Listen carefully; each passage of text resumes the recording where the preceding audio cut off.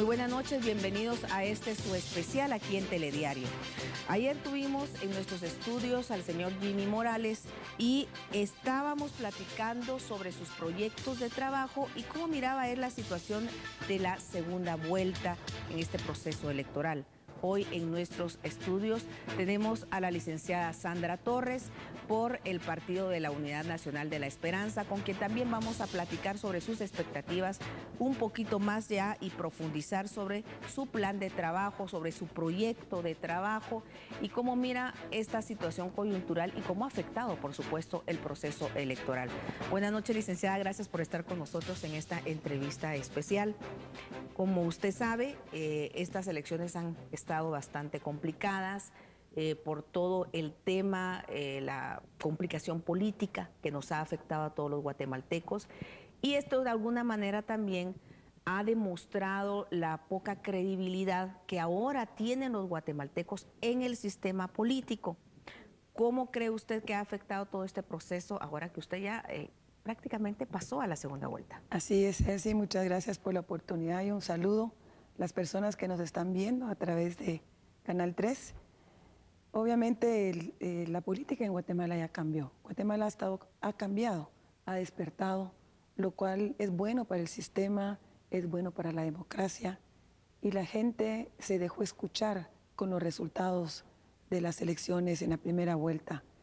Nosotros compartimos las preocupaciones de la población, pero hemos sido respetuosos de no participar en las protestas, pero sí conscientes de que el sistema político necesita cambios. Por eso, desde el año pasado, nuestros diputados representados en el Congreso de la UNE han venido proponiendo reformas al sistema político, reformas a la ley electoral y sobre todo el financiamiento de las campañas políticas, respetar el techo de la campaña electoral y que haya transparencia en el manejo de los fondos. Y hoy por hoy, pues, estamos apoyando ese tema.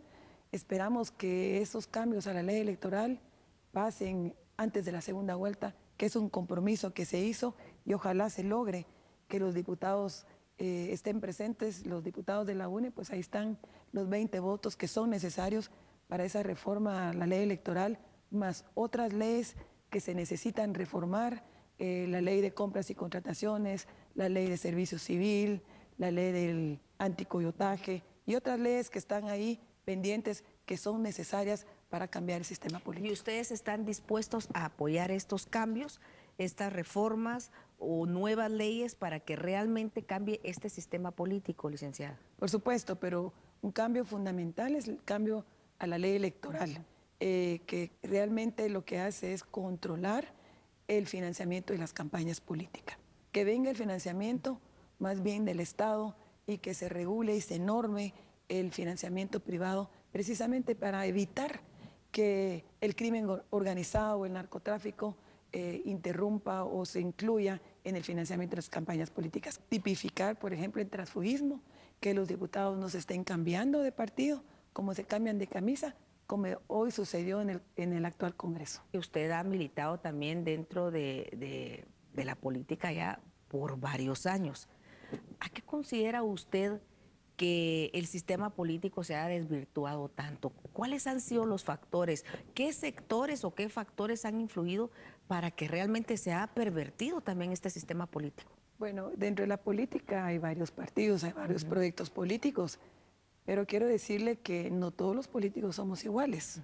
También habemos políticos responsables que hemos trabajado por Guatemala. Obviamente han habido políticos que han desprestigiado la clase política y eso es lo que ha dañado la imagen de los políticos. Por eso estamos hablando de que es necesario cambiar el sistema político, fortalecer a los partidos políticos para que trasciendan gobiernos. Le quiero contar, Elsie, que la UNE es el primer partido político que entra prácticamente a una segunda vuelta, aunque estamos conscientes que tenemos que esperar los datos oficiales el viernes del Tribunal Supremo Electoral, pero con la diferencia de votos que llevamos hasta el momento, estamos en la segunda vuelta. Siendo respetuosas de la ley y humildemente se lo digo, vamos a esperar los datos oficiales, pero prácticamente estamos en la segunda vuelta. Entonces vamos a ser el primer partido que va a trascender el gobierno ya en la segunda vuelta, participando y obviamente pues haciendo la lucha para Dios primero, si Dios así lo permite, y el pueblo también así lo quiere, podamos ganar las elecciones. Siempre es interesante saber cómo está la situación de un país y tenemos que ser claros. Guatemala es un estado débil, es un estado desfinanciado, no tiene dinero e incluso ahorita hay problemas, serios problemas para poder promover y desarrollar o terminar el año en ciertos ministerios.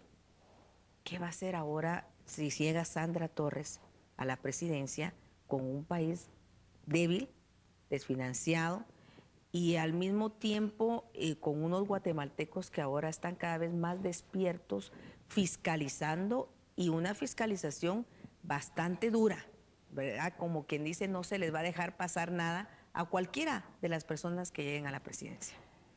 La gente tiene razón, la gente está enojada, está frustrada, está decepcionada por la forma en que se han manejado los recursos del Estado, porque al final son los impuestos que pagamos todos los guatemaltecos y guatemaltecas.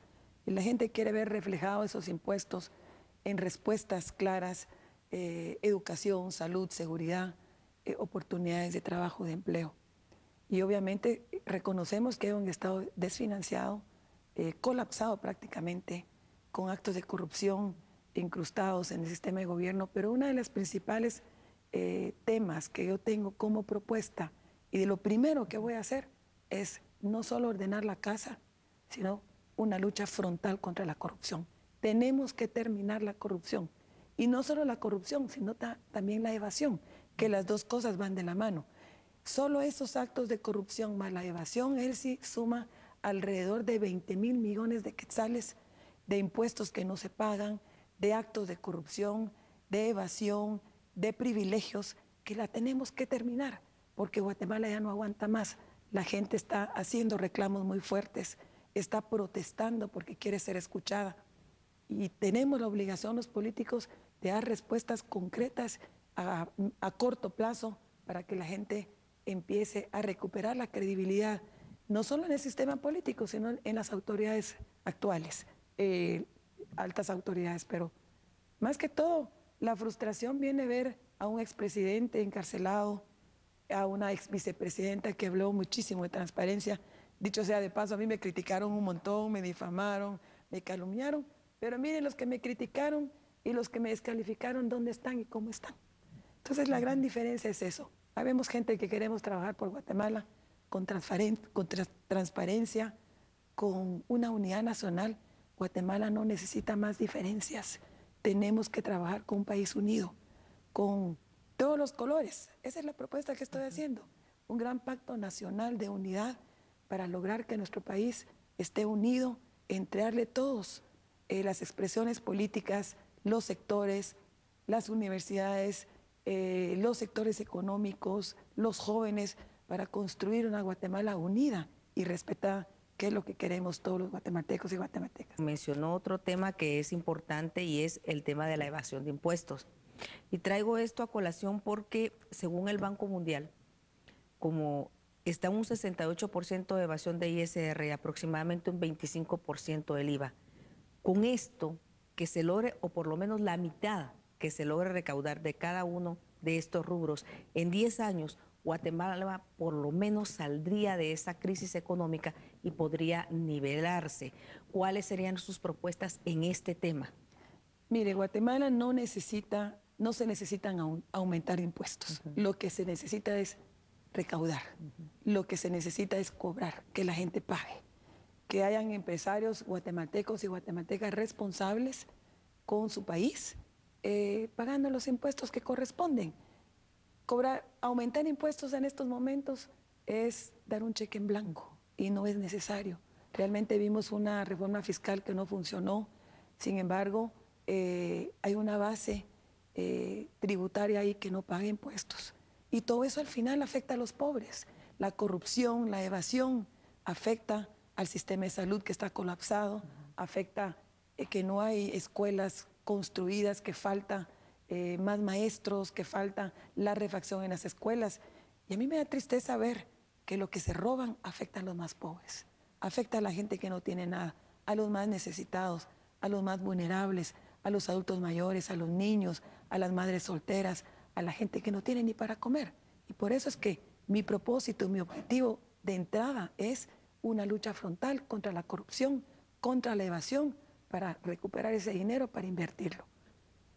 Es cierto que la parte financiera, ya no lo explicó usted, es lo más importante ahorita, ¿verdad? Y es una lucha contra la corrupción y por supuesto el tema de determinar la forma de recaudación y ver que paguen los que tienen que pagar. ¿Qué otros puntos importantes dentro de su programa tienen que ser prioritarios? Porque 4 años no son suficientes. Sí. Bueno, iniciar con una lucha frontal contra la corrupción, que hablamos de eso, y priorizar el tema de seguridad, de empleo, educación y salud.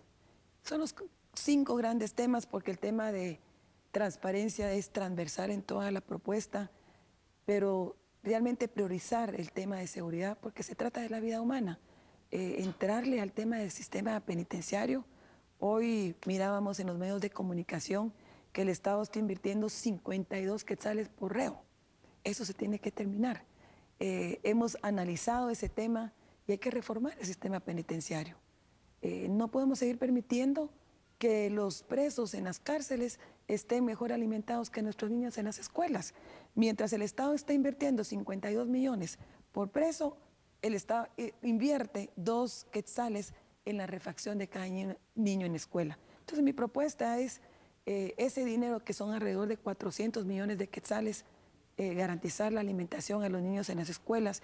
Estamos hablando de desayuno y almuerzo en todas las escuelas públicas para atacar el tema de la inseguridad alimentaria, de la desnutrición que afecta mayormente a los niños más pobres de Guatemala. En el tema de relaciones internacionales, y específicamente yo me quiero referir a la CICIG, ¿se queda la CICIG y la misma fiscal?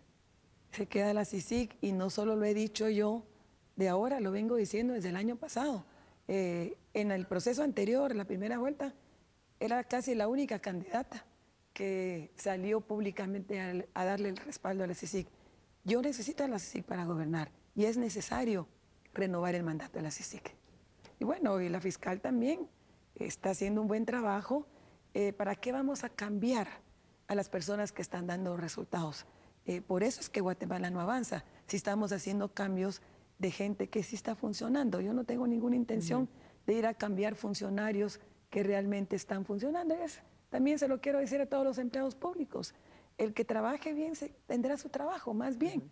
Estamos pensando en presupuestar a los empleados que no estén presupuestados para darles esa tranquilidad laboral que todos los trabajadores necesitan, esa tranquilidad a través de la aprobación de la Ley de Servicio Civil. Ahora bien, el equipo de trabajo es importantísimo y yo creo que se lo han preguntado en diversas entrevistas y en diversos foros, pero ¿por qué insistimos en eso? Los últimos acontecimientos nos han mostrado que las personas de confianza y a veces las personas supuestamente con cierta preparación son las personas que han participado en procesos, en actos de corrupción. ¿Cómo está su equipo de trabajo?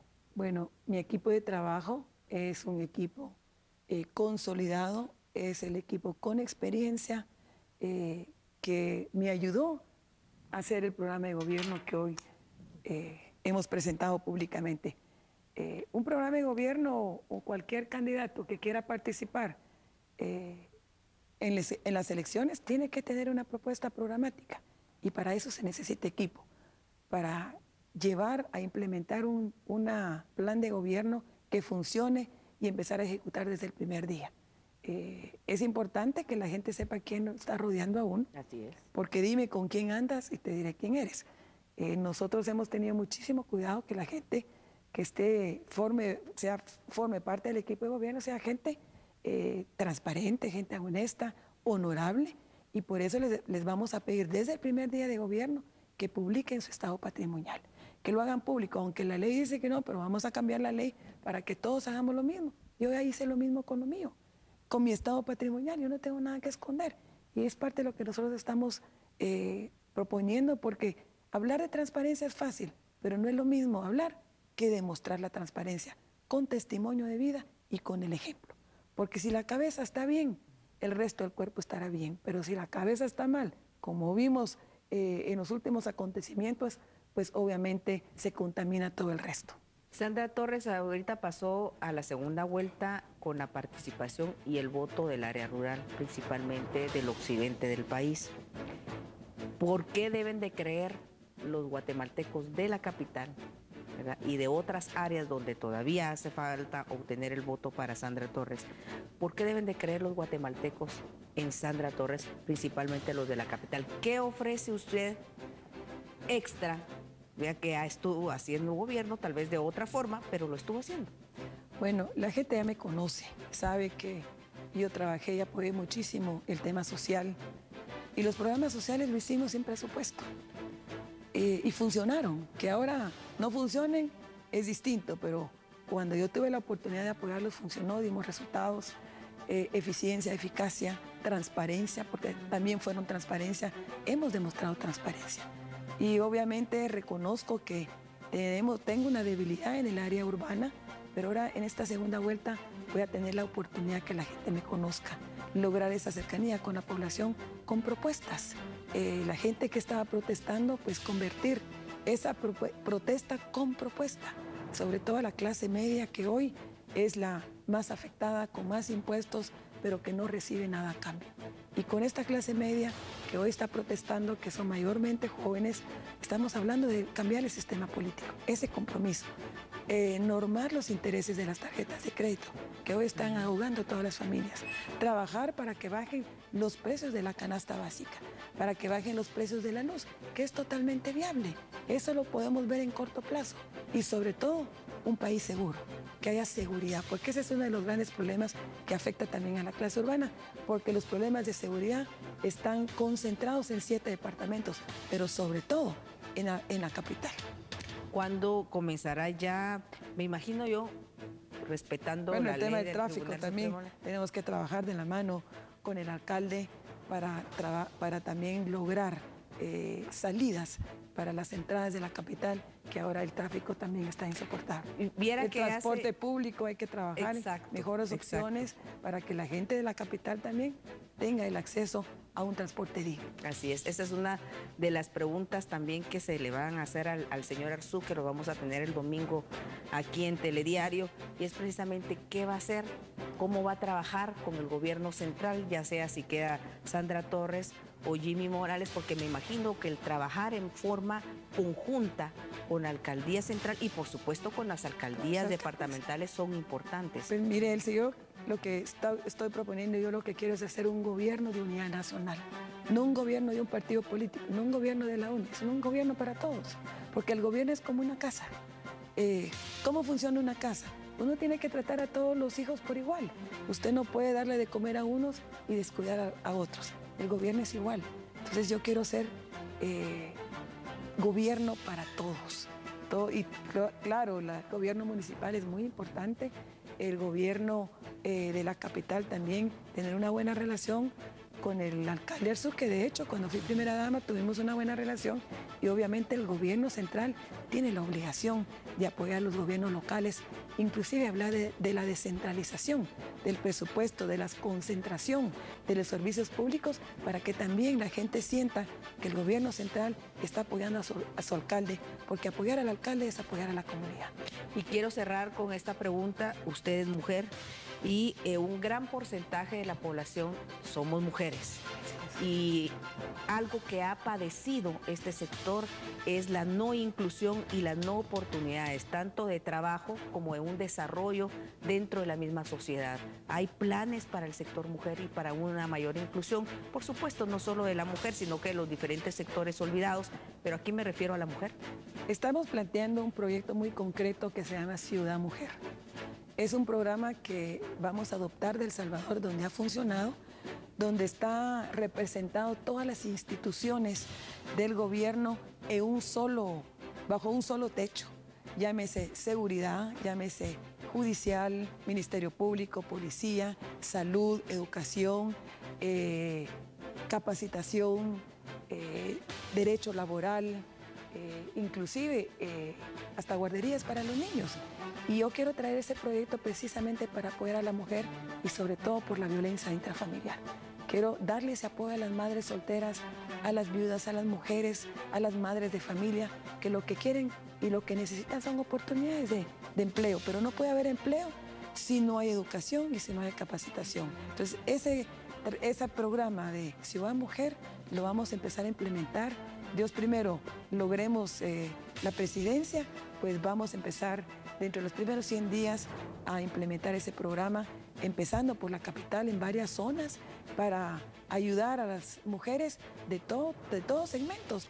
Bueno, queremos agradecer que ha estado con nosotros aquí en Telediario, llevando primero esta entrevista para que conozcamos un poco más de los proyectos, ahora que ya arrancan en esta segunda vuelta, ¿verdad? Preparándose para esta segunda vuelta, este proceso electoral, que luego pues veremos quién saldrá como el próximo presidente para dirigir o presidenta para dirigir los destinos de nuestro país. Muchísimas gracias por haber estado con nosotros. Gracias, Elsie. Yo también quisiera agradecerle también este espacio y invitar al candidato Morales también que hagamos una campaña de altura, una campaña de propuesta, una campaña de respeto.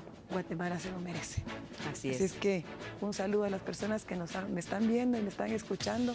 Una bendición especial para nuestro país. Gracias. Y a ustedes, amigos, un abrazo especial también a todos los que nos ven, nos escuchan por DirecTV en el 429, Telecentro Internacional en todo Estados Unidos y Canadá. Un abrazo aquí desde Telediario.